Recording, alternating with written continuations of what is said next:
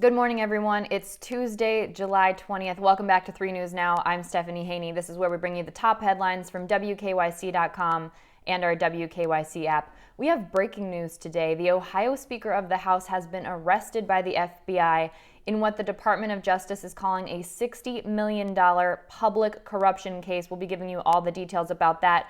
We'll also be talking about 2 pop-up COVID-19 sites here in Northeast Ohio, the lineup for Friday's Major League Baseball kickoff here in Cleveland, and a big star who is hanging out in Strongsville, or at least was recently. Let's get to that breaking news right now. Ohio Speaker of the House has been arrested by the FBI in connection with a federal bribery case. FBI agents and sheriff's deputies raided the home of Ohio House Speaker Larry Householder. This was at his farm in Glenford Village in Perry County. FBI sources has confirmed this to 3 News. The Cincinnati Enquirer reports that the speaker has been arrested in connection with what the U.S. Department of Justice is calling a public corruption racketeering conspiracy involving $60 million. Reports are that this is tied to a controversial bill that was bailing out 2 Ohio nuclear plants. This was House Bill 6, and it was signed by Governor Mike DeWine in June. And in the bill, it called for using ratepayer fees for a $1 billion bailout for the plants in northern Ohio. The bill would have Ohio consumers pay $150 million a year to rescue financially failing David Bessie plant near Oak Harbor and the Perry plant, which is east of Cleveland. House Bill 6 required customers to pay surcharges on their monthly electric bills in order to fund this bailout. Now, those surcharges ranged from 85 cents for residential customers to as much as $2,400 for industrial factories. First Energy Solution owned both plants at the time, and without this bailout, there were plans to make closures. There was an effort to overturn this bailout, but well-funded competition did stop that effort to overturn the bailout. Some of that competition included Generation Now, which is a 501c4 organization that was not required to disclose donors under federal law. This is what we commonly refer to as a dark money organization.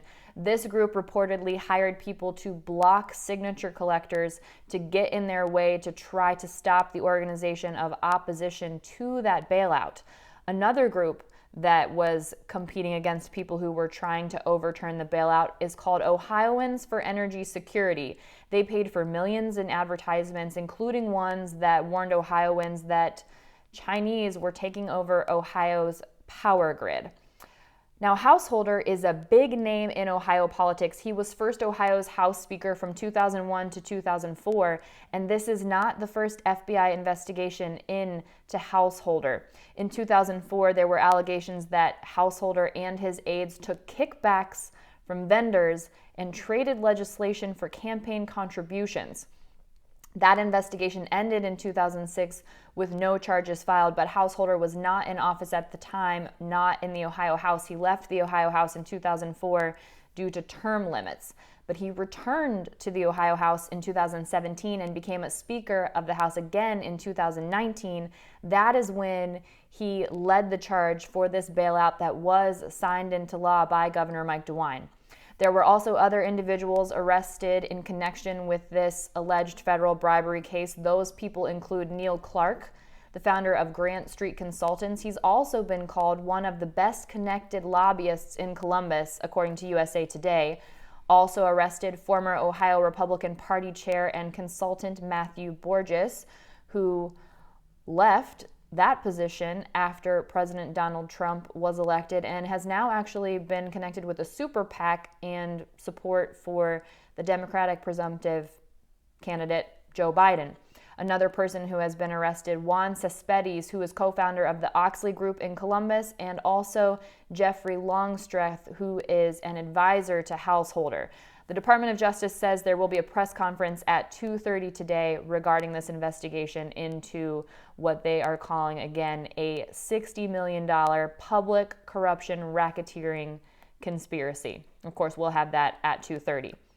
Because of that, Governor Mike DeWINE has postponed his COVID-19 press conference for today. Typically, he's been holding these press conferences on Tuesdays and Thursdays, but because of the breaking news regarding the Speaker of the House, Governor Mike DeWINE will not be holding that briefing today. He was expected to make major announcements today regarding a possible statewide mask mandate as more and more counties reach that level 3 red alert level here in the state of Ohio.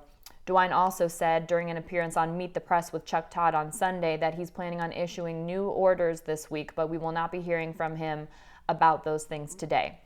Let's take a look at the COVID-19 cases here in the state of Ohio with the information that we have from yesterday. This is from the Ohio Department of Health, which comes out at 2 p.m. each day. The total number of COVID-19 cases here in Ohio is now at 76,168. Yesterday, we saw an increase in new daily reported cases. We saw 1,236 new reported cases yesterday. That's up from 1,110 on Sunday.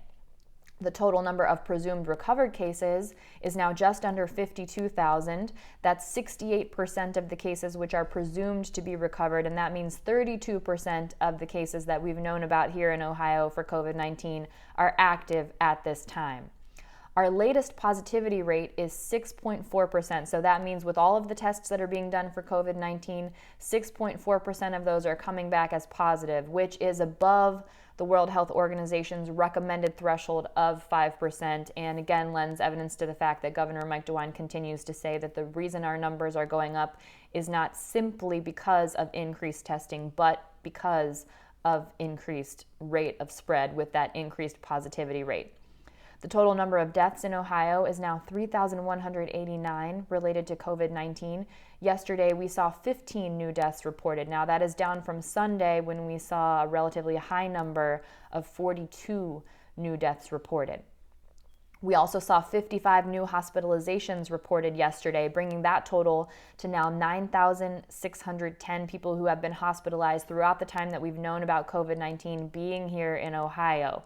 Currently, right now, there are 1,065 people hospitalized related to COVID-19. So that's just over 11% of all the people who have been hospitalized are currently actively hospitalized right now related to COVID-19.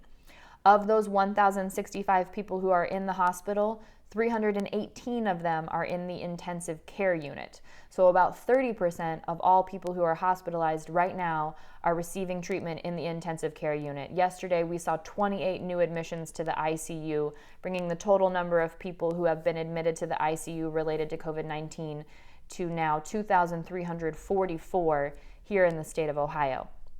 Now, as we talk about testing, there are now 2 new pop-up COVID-19 testing spots that are coming to Northeast Ohio this week, starting today. The 2 locations will be in Alliance and Rootstown. That's beginning today, July 21st, and that'll go through Saturday, July 25th. So the Alliance testing will only be today. That's today from 1 p.m. to 5 p.m. at the College Plaza. And that is hosted by Family Empowerment Ministries and Spirit of Faith Christian Center. You can go to that location at 1150 East State Street in Alliance. In Rootstown, that testing will take place today, Thursday, and Saturday. So today the testing will be available from 9 to 3 p.m. Thursday it will be available from 1 to 6 p.m. and Saturday it will be available again from 9 a.m. to 3 p.m. This is taking place at the Northeast Ohio Medical University Campus Parking Lot B. I'm going to say that for you again. The Northeast Ohio Medical University Campus Parking Lot B. That is on the south side of campus. That address is 4209 State Route 44 in Rootstown. 4209 State Route 44 in Rootstown. There is no appointment required. There's also no physician's referral required. The testing is also available at no cost to residents. Now, these facilities are purposely located in underserved areas, but they are open to everyone. They will not be turning anyone away at these facilities for pop-up COVID-19 testing. Somewhere where there's been a lot of COVID-19 testing is in the Major League Baseball world as we look to start the Major League Baseball season. That's kicking off on Thursday and Friday in different places. Here in Northeast Ohio on Friday, our Cleveland baseball team will host the Kansas City Royals. That'll be at Progressive Field for their first official game of this shortened 2020 season. So let's take a look at the projected lineup for what we might see on Friday. Of course, Francisco Lindor will be on shortstop, Carlos Santana will be at first base, and Jose Ramirez is expected to be on third base. Here are some other important projected positions where we can see our players. Cesar Hernandez will be starting at second base, Tyler Naquin will be in right field, and Domingo Santana will be in left field. At this point, according to our 3 News Sports reporters, pitchers could either be Jordan Luplow or Bradley Zimmer. They apparently have not quite made that call just yet. We'll have to wait a little bit closer to see what that lineup call is. And we'll be airing the game right here on Channel 3. We'll also be having some special things for you at 5 p.m. on What's New, so make sure that you tune into Channel 3 for that, because it's the return of Major League Baseball, and a lot of people are very excited about that. Here's some news. If you were planning on going to Cedar Point in Sandusky, they are no longer requiring reservations ahead of time. So at the beginning of the park reopening, which happened on July 9th, they said that online reservations would be required so that they could make sure they were able to maintain that safe physical distance and observe those CDC proper protocols related to COVID-19, but that is no longer the case. The Cedar Point account tweeted this morning that they are no longer requiring pre-registration for park access. Now, they did not say why they are making this change, but they did say that customers can now get their tickets online or at the gate, or you can purchase a season pass and you do not have to make a reservation any longer in order to get in at Cedar Point. If you do decide to get a season pass, remember that will also be good next season. They've decided to honor all 2020 season passes for next season in 2021 as well. And do remember, just because the reservations are no longer required, that doesn't mean that the other safety changes are no longer required. There still will be temperature screenings, there will be physical distancing, and facial coverings are required inside the park. We have a full guide on everything you need to know about getting back into Cedar Point if that's something that you're looking to do, up on WKYC.com and our WKYC app. Now, here is something that Eagle Eyes saw on social media yesterday. The star of To All the Boys I've Loved Before, Noah Centineo, was apparently at Strongsville High School, at least sometime recently, because yesterday Noah posted 2 pictures on Instagram and he geotagged them at Strongsville High School. And you can see a banner in the background that says Strongsville High School. Noah is in the picture with 7 other guys, and the caption says, "Newest sophomores at Strongsville High School." It's not clear if he was actually with sophomores at Strongsville High School, or maybe he's playing a sophomore in an upcoming project at Strongsville High School. Some people are thinking that might be the case because the co-owner of Production Club, Kyle McCarthy, and musical artist John Bradbury are also tagged in the photo. But here's what's interesting. The rest of the people tagged in the photo actually appear to be Strongsville High School students. This is based on their Instagram bios and the posts that they've made public. Here's the thing though. Noah did not have a mask on, and neither did any of the other people in the photo. So it's possible that he's completely ignoring CDC regulations, but it's also possible that this was a throwback photo. I guess we'll have to keep an eye on what happens with Noah's upcoming projects so we can figure out exactly what's going on with this Strongsville High School Instagram post. That's it now for your 3 News Now early update for Tuesday, July 21st. I'll be back here shortly after 2 p.m. as soon as we get those new numbers in from the Ohio Department of Health, and of course any more information we have about the FBI arrest of the Ohio Speaker of the House. Everyone enjoy the rest of your morning. I'll see you back here shortly. I'm Stephanie Haney.